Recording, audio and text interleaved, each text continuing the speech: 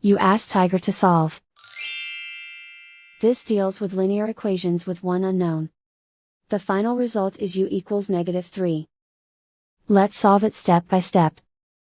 Group all u terms on the left side of the equation.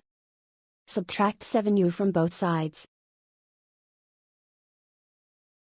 Group like terms.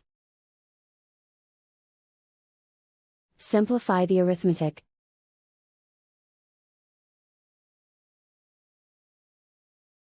Group all constants on the right side of the equation. Add 27 to both sides. Simplify the arithmetic.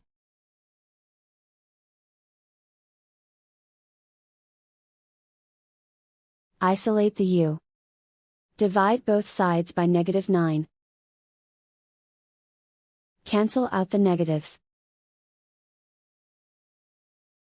Simplify the fraction. Move the negative sign from the denominator to the numerator. Find the greatest common factor of the numerator and denominator. Factor out and cancel the greatest common factor. And so the final result is u equals -3.